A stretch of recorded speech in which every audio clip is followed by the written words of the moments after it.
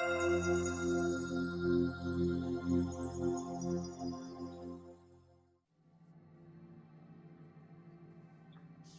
Kareem Rae here, and today I have Tony Mikhael on with us today. Tony, how's it going? I'm doing good. How are you? I'm good, I'm good. So, we were just talking a little bit before. You said you're back in Ottawa. How does it feel to be back in Ottawa? It's nice. It's nice. Just a lot of time with the family, and quality time with them has been really refreshing. Thank you for having me, by the way. I really appreciate it. Yeah, absolutely. Can you introduce yourself to the viewers? Yeah, so my name is Tony Mikhael. I'm 21 years old. I play for Valour FC in the CPL. And yeah, that's me. Nice, nice. Again, congratulations on the re-signing with Valour. How does it, going back a little bit in time, just a little bit, how did it feel to sign your first professional contract? Oh, the feeling was amazing. It's like every footballer's dream.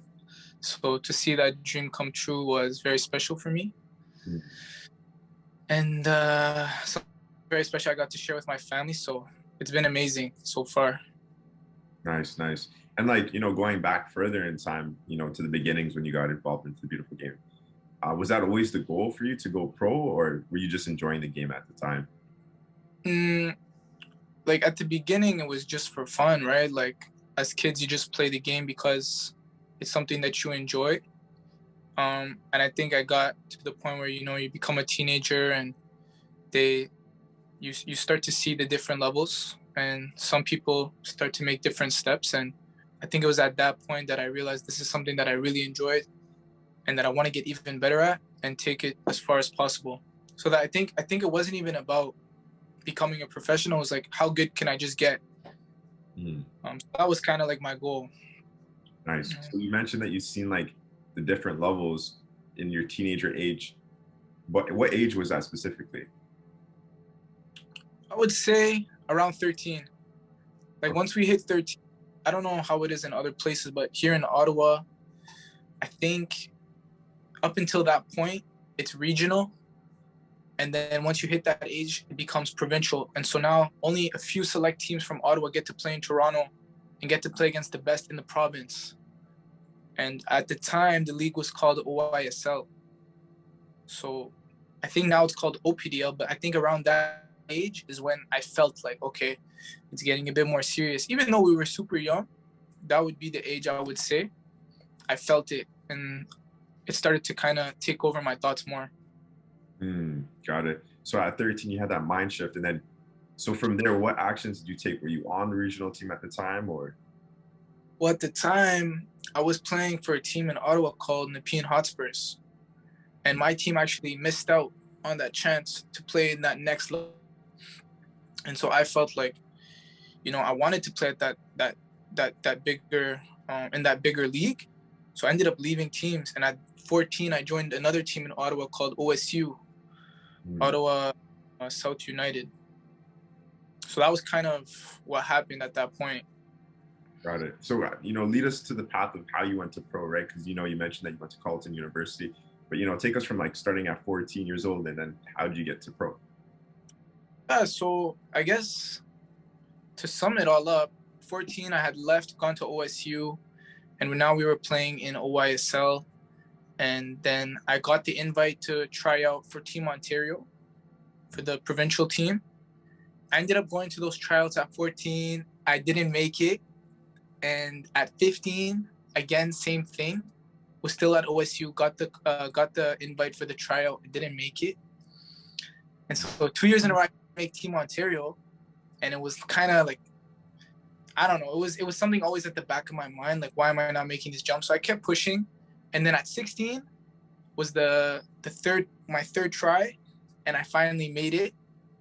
And so at 16, I joined the provincial team. And at 17, we had the Canada Games, which is like a tournament where all the provinces play against each other. It's an under-18 tournament. I ended up participating in that with Team Ontario. We ended up winning.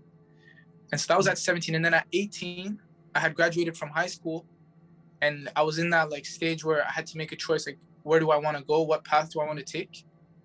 And so I took the the school route, and a coach here in Ottawa who knew me, Kwesi Loney, he reached out to me. He said, this is kind of the plan that we've got at Carleton University. I'd like to bring you in, see how you do. That ended up going well. He brought me in a few sessions and ended up signing me. And I spent 2018, 2019, and 2020 at Carleton University, which were amazing years. And then in 2021 of January, I got drafted in the CPL U Sports draft to Valour. And so I spent 2021 season with Valour. And this season in 2022, I'll also spend with Valour. So that's kind of how those 7-8 years have gone by. I also, in the middle of that, in 2020, got my call up to the under-23 Lebanese national team. I'm of Lebanese descent. And so I've also been on that team for the last almost 2 years now. And so that's kind of my yeah. Nice. So, going back to 14 and 15, what advice would you give to players that, because you persevered through those hard times? You said, I didn't make it at 14. I didn't make it at 15, but I made it at 16. So what made you keep going? What advice would you give to players to keep going, keep pushing? I think that's a good question. I think the advice I would give to them is, as long as you're passionate and you've got that drive inside of you, like when you're 13, 14, you're still young, and you haven't spent, in my opinion, at least, you haven't spent that much time kind of developing your game. So, as long as you persevere and like you try to absorb what your coaches tell you, the advice that you get, if you're able to accept the criticism and kind of go home and like reflect on it and work on it, if you stick to that and you're passionate, eventually you'll make it. I believe that that's the case for most people. It's those that kind of give up, that reach that first kind of bump or that first roadblock, and then they're like, this isn't for me, or it's getting too hard on me, and they just stop. But I think if you just keep going and you keep that passion 100%, I believe that you can make it in what you want to make it in. That's my advice. Absolutely. So then, boom, at 16, you finally made it, Team Ontario, right? Team Ontario? Yeah. So Team what? Sorry? Ontario. Team Ontario. Okay, nice. And that's where you got to play all the provinces. Oh my gosh, how do you pronounce it? Provinces. So Province. wait, say it again. Province. That's where you guys all got to play. So that was a unique experience in its own, obviously. And then you mentioned that you went to Carleton University. So the coach from Carleton reached out to you. So was it a previous relationship that you had with the coach, or were they scouting you? How did that come along, that opportunity? Yeah, it was actually. So my old coach at Carleton, Kwesi Loney, he actually used to own a soccer store in the city. And so when I was younger, I'd always go to his store and buy cleats. So he was the store owner of a soccer store, and he was also the coach for the men's team at school. So for me, going every 6 months, every year, just buying new cleats, we knew each other. So that's kind of how we had that previous relationship. Got it. So you went to Carleton University for 3 years, and then from there, you got drafted into the CPL 2021. But so how did that come about, right? Let's get into the nitty gritty about that. How did that opportunity come about? So right before that, so that was in January of 2021, but in November of 2020, so a couple months before that, I was in Lebanon just playing with the national team. And when I got back, I found out from that same coach, Kwesi, that the draft was coming up and there would be some teams potentially interested in me.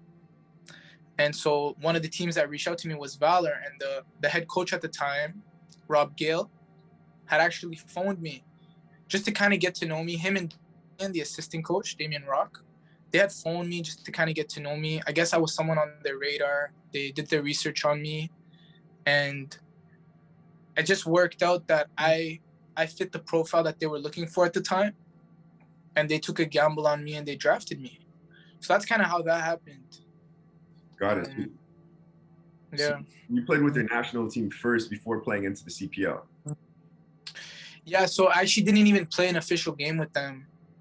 That call up that I was talking about was a camp that I got invited to, and there we played a few friendlies. And it wasn't with the first team; it was with the under-23s. So technically, you could say, yeah, like I was in that environment before I was in a professional environment, for sure. Yeah, because playing at a national level is huge, right? To present, your home country, your national country is massive. Mm-hmm. That's even another question right there. How did that come about, right? Because you're probably here in Canada, or were you there playing? Like, how did that even come about? Yeah, so that's actually a crazy story. I was in Canada. Yeah. I have a really good friend of mine his name is Antonio Assad. And so he's a physical trainer who used to be a professional himself, but he's a physical trainer now for soccer players. He's actually a trainer at Club America, so he's doing really well. I hope he hears this, because this is a really good story. But basically, yeah, I'll definitely send it to him. Basically, what happened was in October, Lebanon had appointed a new under-20 coach. And so, we follow the news over there. And this trainer of mine and this friend of mine, Antonios, told me, he's like, I used to train this new head coach. I train his boys. Like, he has 2 sons.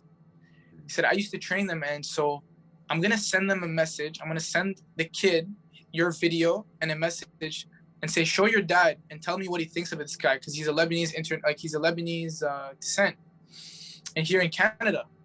And the next day, I guess he watched the video that we sent and he liked what he saw. So he invited me to that camp in November 2020.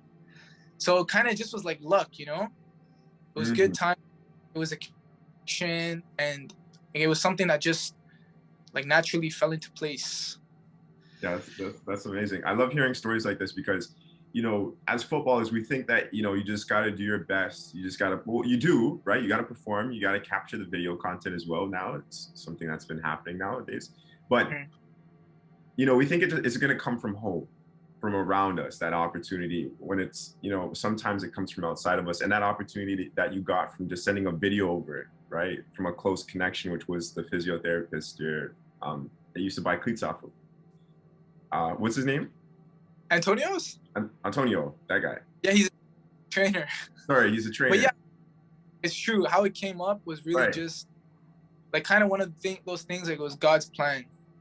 Right, but in our minds, we think it's going to happen in one way, but it happens in another way, right? That's why I do these interviews to share with other players, because it's not going to always happen the way you want it. You think you're going to go into the draft and then you're going to go sign it. It's not the straight line. It's ups and down.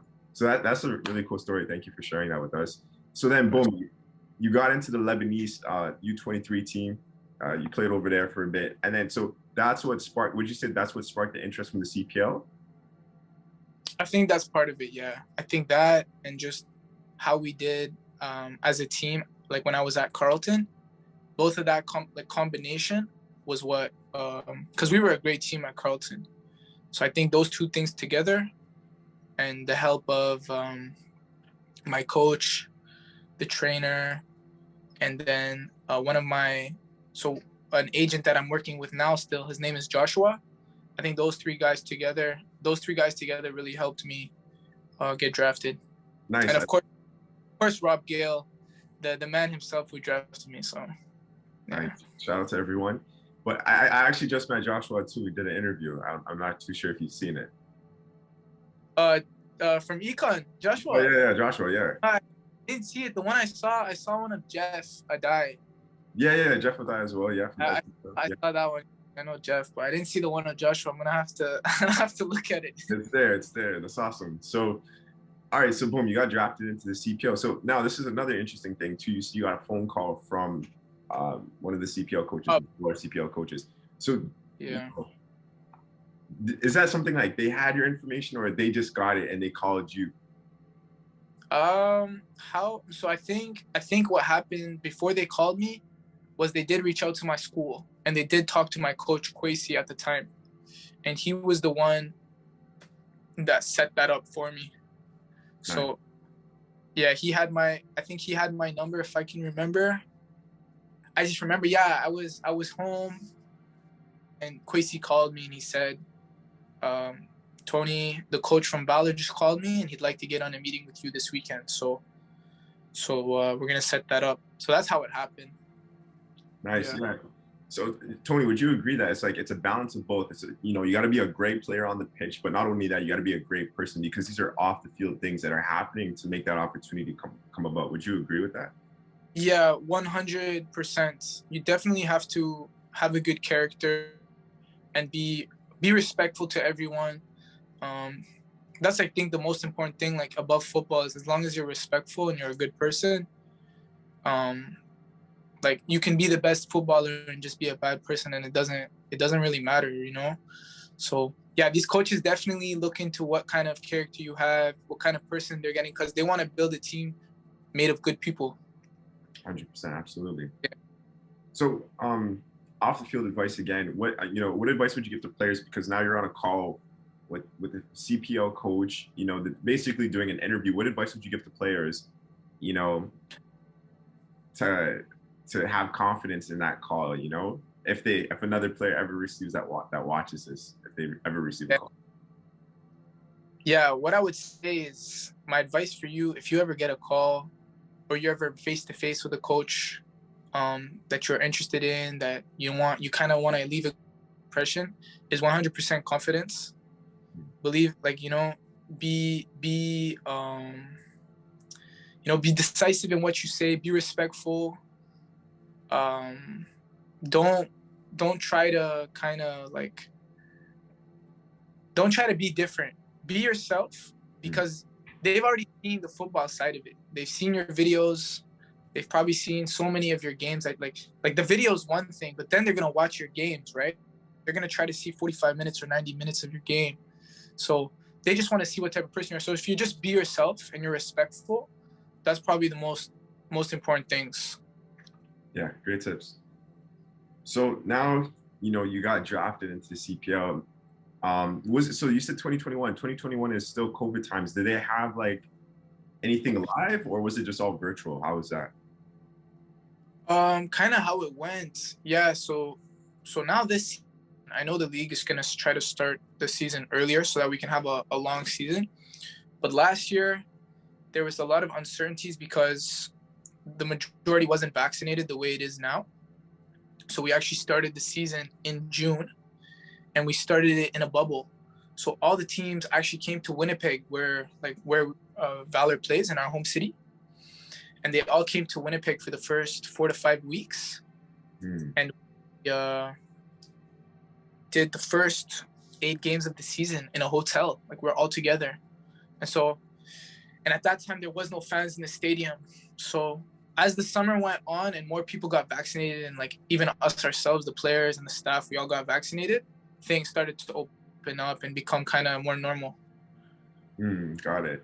So yeah. What about the draft? So your drafting period, when you got drafted, in the MLS they have this big draft. Like this year, last year was this virtual, or was it this year, that virtual draft? Did the CPL do something like that, or did they do something physical for the draft? No, there was no physical draft last year, and even this year, I think what they usually do is they stream it on YouTube. Okay, yeah. Everything, the announcements, the player reveals, all that stuff, it's just done online. So how'd you find that you got re-signed to or your first signing? This is what I want to share, is your first signing. How did you find out that you were getting signed to Valour for the first time? Oh yeah, so the draft was one thing in the January last year. Yeah. But that on me, so that's kind of the invitation to trial.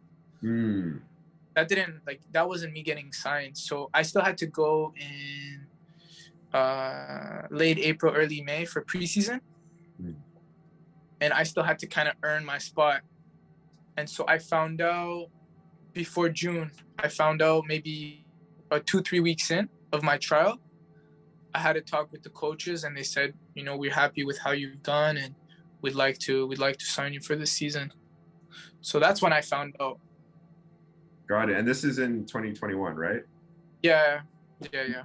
And in 2021, how old were you? I was 21. Oh, you're a 2000 baby. I was 2000, yeah. Okay, cool. So, Yeah. all right, so let's get a little bit on the field. So, within those 2 to 3 weeks, now you're on the pitch, you're training with Valour, you guys are on trial, so on and so forth. Um, you know, share some advice, share some experiences that with other players, with what you did to go into that environment and say, yo, I gotta get a spot, I gotta eat. Yeah, for sure. So, it was interesting. Like, it was my first time being in a professional environment.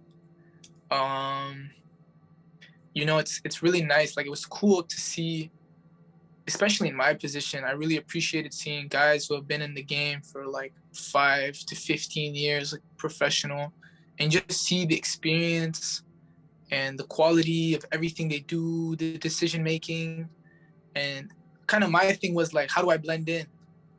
How do I, like, as a guy coming from the university system, how can I make it feel like I'm one of them and make it natural? I think that was like the goal. It wasn't for me to stand out too much. Like, I'm a defender, right? So I don't need to be doing anything flashy. I just focused on keeping my game simple, making the right decision at the right time all the time, and blending in, I think. And then that was like kind of my mentality. If I can do that, hopefully they'll sign me. And then the other thing, definitely, like, to know your place, because these guys don't want to see any cockiness, any arrogance. They want to see someone who's humble and disciplined and who's got their head down and is just there to grind. Yeah, absolutely. And you mentioned that you're probably one of the youngest guys over there too, right? And some of these guys are in their veteran years or like 25 and older. So within that 2 to 3 weeks, were you talking a lot? Were you asking questions, or were you more so like, what type of player are you? More conservative? And you mentioned being humble. Like, what kind of player are you on the field? On the field, I think I try to be like a leader. I definitely try to communicate because it's very important. I definitely wasn't trying to overdo it, but when I started to get to know everyone, you start to see the guys who you think you can kind of ask questions with, kind of try to get their advice, pick their brain a bit. One of the guys at that time was Andrew Jean-Baptiste. He was one of our captains, and he was the guy in my position. And I could tell that he was very honest in his criticism, and he's just so experienced in the position because from his past and the level that he's gone to, sorry.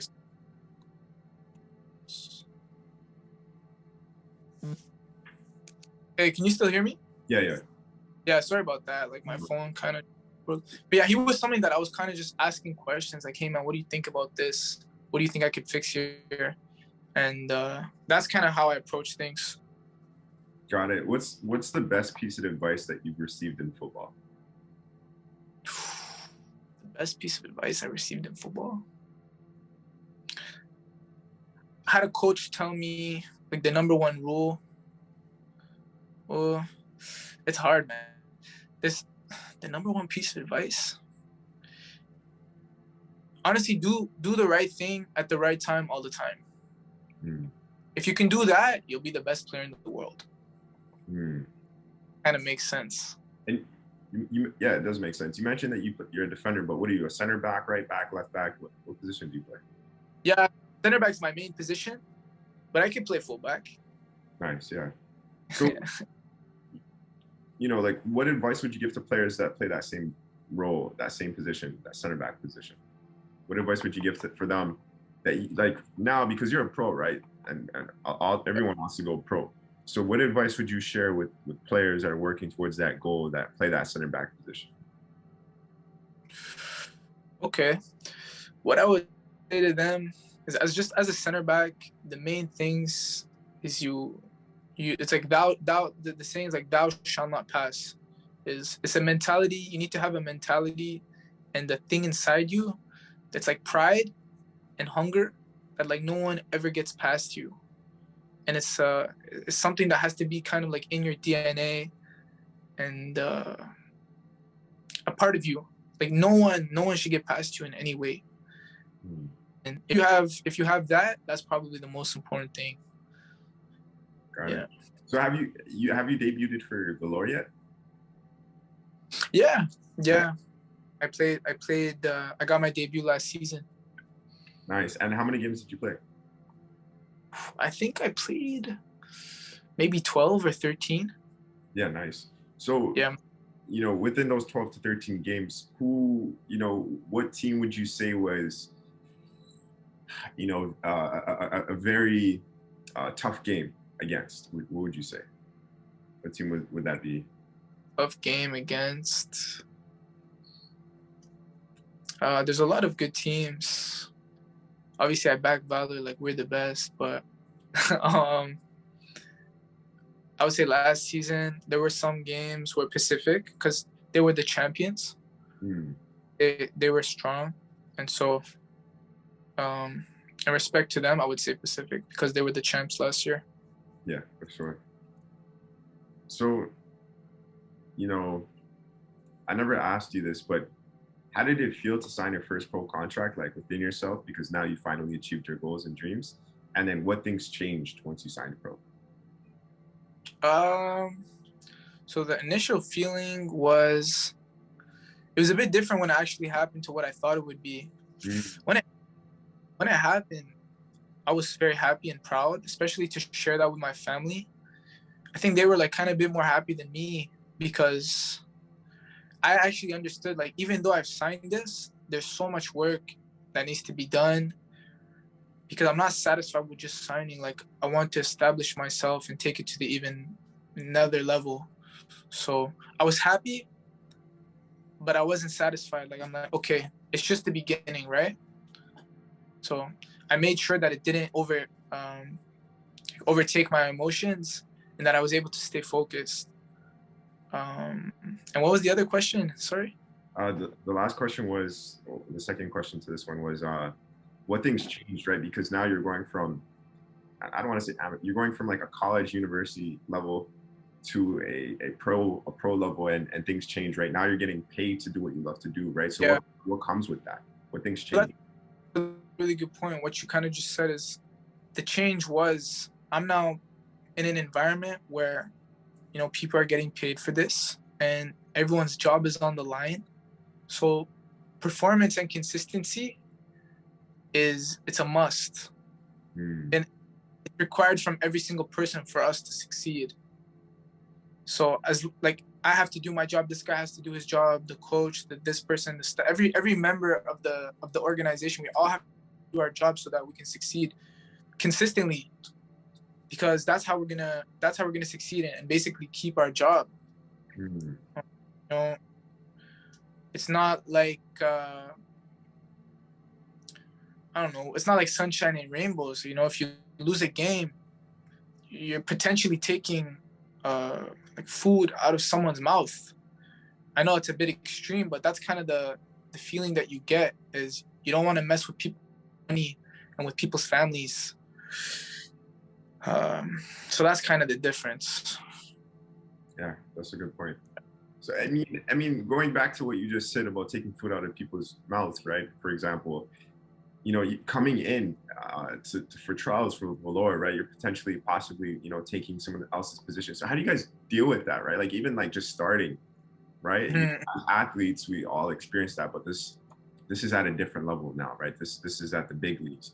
So, you know, like how'd you deal with that? Like, you know, you gotta get your position, right? But you're kind of like not taking someone's position, but you guys are fighting for that same position. So how'd you deal with that as an athlete? I'll keep that as the second last question, and then I have one more after this.